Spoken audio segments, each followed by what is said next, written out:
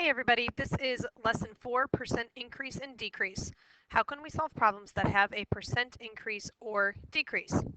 Okay, in our opening exercise, Cassandra likes jewelry. She has 5 rings in her jewelry box. In the box, sketch her 5 rings. Okay, this won't take long and it won't be fancy. We're basically just going to draw 5 rings.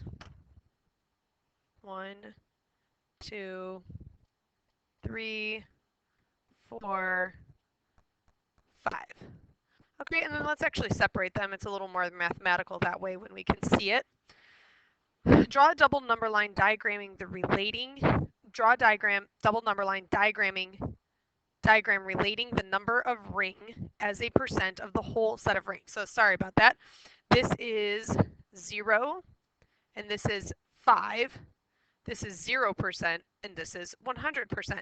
So all of the rings is 100%. What would each of these rings represent here? Hopefully you can figure out that each ring would represent 20%.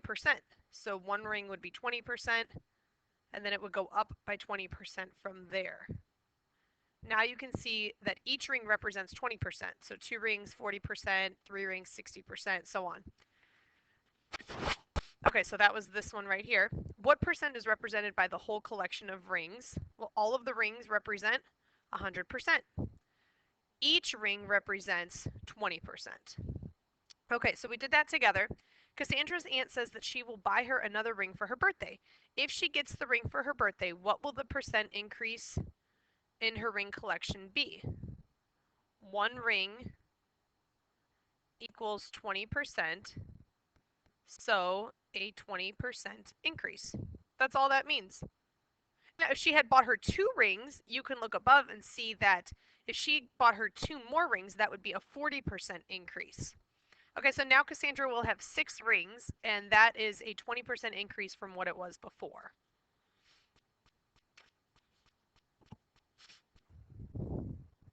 Okay, in the next scenario, John increased his trading card collection by 5 cards. He originally had 15 cards. So you got to underline those important things. Increased by 5 cards. Originally had 15 cards. What is the percent increase? Okay, so we're going to use the equation that we've been using. So we know that we can set up most problems like this if we're stuck. And then we know that the increased is going to go over the original. So we increased by 5 cards and the original amount was 15 cards. That's telling me that my x is going to go here. It also says what is the percent increase. So when it's asking that, the x is the percent. Okay, so go ahead and solve it. You should be a pro at this by now. If these lines are confusing to you, you need to ask for help because we've been doing this for just about every percent problem.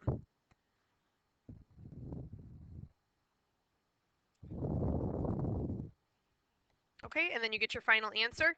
You do not need to write, I've seen a lot of kids write all this. You do not need to write all that. You should know that that's 33.3 repeating percent. You can also write that as 33 1/3. That's a very, very common fraction, so you can't be scared by that one. That one's extremely common.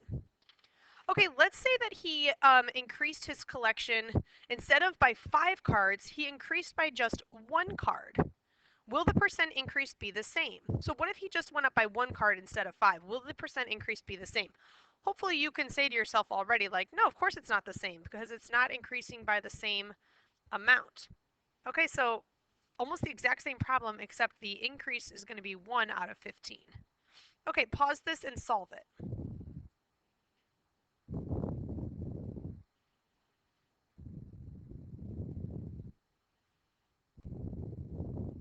Okay, did you get that 15 times x equals 1 times 100?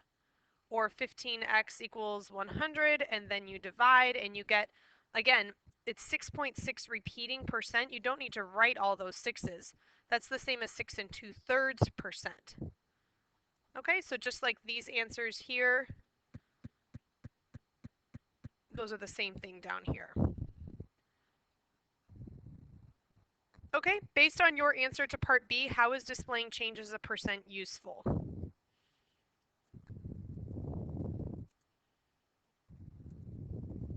we can see the ratio of the amount increased to the original amount. Okay, so in this one we can see that he only increased his collection by 6 2/3%. In this one he increased it by 33 1/3%. So that's significantly a significant increase in his collection. Okay, a sales representative is taking 10% off your bill as an apology for any inconveniences. Write down what you think this statement implies. We're actually going to start with this one. 10% of my bill will be subtracted from the total. Please circle this 10% off and draw extra special attention to the word off. 10% off means I literally take 10% off. Okay, so let's say you're at a restaurant, and maybe this has happened to you if you've ever been out somewhere, or even if you have gone to a store and used a 10% off coupon or something like that, or there's a sale. 10% off means to subtract 10% from 100%. Now, the reason I wanted to do that was because this actually leads us in here. Let's say that 10% off of 100%, actually subtract it, and what do you get? 100% minus 10%, that means we're only going to pay 90% of our bill. So you could actually find 90%, or you could do 100% minus 10%. We're actually going to do this. Let's pretend the bill was $40. So go ahead and write, suppose the bill was $40. Find 10% off. So what we're going to do, we're going to actually find 10% and subtract it. We're going to do that under this side because that's where that problem is. So we're going to actually find 10% of $40. On this side, we're going to find 90% of $40. And then we're going to talk about what the new bill would be. Okay, did you find 10%? Hopefully you're learning that 10% has a really neat trick to it, which is to move the decimal over one time. And x ends up being, instead of 40, move the decimal over, it's $4. Okay? Be careful though, that's not how much you pay for your bill. That's how much you take off. So 40 minus 4 equals 36. So 36 is the new price. That's right here is the part that a lot of kids forget about. They see that x is 4 and they think that's the answer, but that's not the answer. The answer is 40 minus 4, which is 36.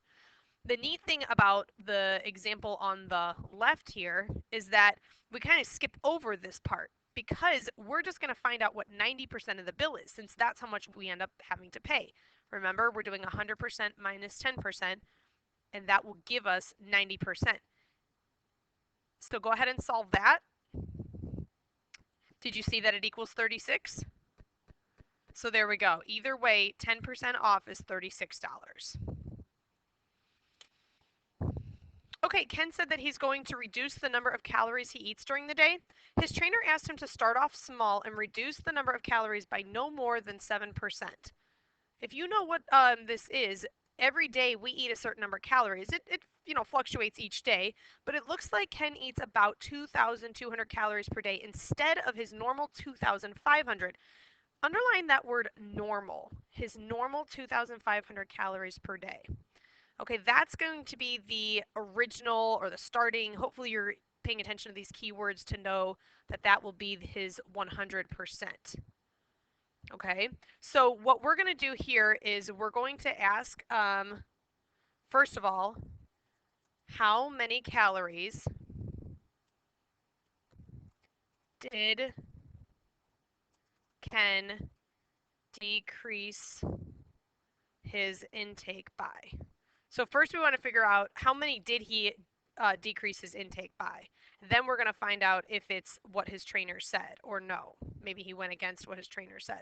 So how many calories did he decrease his intake by? You can do that in your head. He normally eats 2,500 and now he eats 2,200. There is an extra step here, and that's to figure out that he decreased by 300 calories. Go ahead and figure out what percent that is. He's not supposed to decrease by more than 7%. So let's see if he took off too much or what his trainer recommended. Okay, so what percent is that?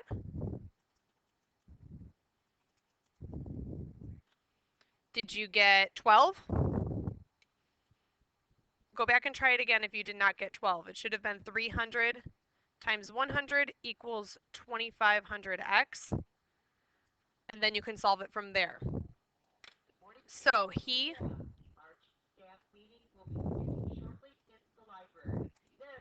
decreased by too much because 12% is more than 7%. The other thing you could do is you could figure out how much he should have decreased by. So go ahead and solve this one. A number over 2,500 needs to be 7%. So really what he should have done was he should have found out what 7% was and then not decreased by more than that. So if you solve that one, you will get 175 calories. He should have only decreased by 175 calories. Okay, you can actually skip all of page 29.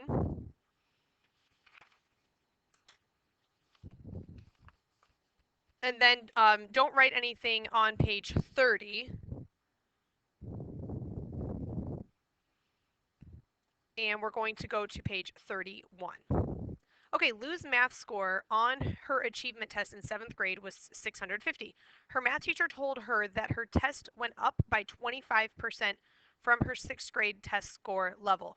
What was Lou's test score level in 6th grade? Okay, this is really tricky because I know what's going to happen is a lot of us are going to want to put 25% into the problem. However, her teacher didn't say that her score was 25% of her 6th grade. She said it went up by 25% from her 6th grade. So how do you show up 25% from 6th grade? So let's put our labels on here. I think this is going to help us. 7th grade over 6th grade. And if this is 100%, it went up by 25%. So be very careful. It's not 25% of her old score. It's 25% more than her old score. So that is going to be 125%. Okay, and her 6th grade score was 650. So you can actually solve to see what x is there. Okay, did you get 100x equals 650 times 125? And then did you get that 100x?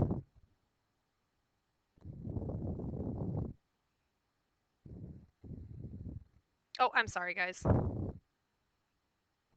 This is the second time I've made a mistake at the end of the video. Hopefully I didn't get distracted by something. So her 6th grade test score, we don't know. So hopefully if you had your labels on here, you saw her 7th grade score was 650. We don't know what her 6th grade score was. So her 6th grade score has to be lower. It has to be lower. So that's going to be something that we're going to pay attention to. Okay, now go ahead and circle your cross product. 650 times 100 equals 125 times x. And that would be 65000 equals 125x. And then you just go ahead and divide.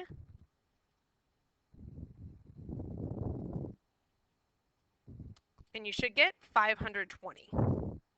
520 was the 6th grade score.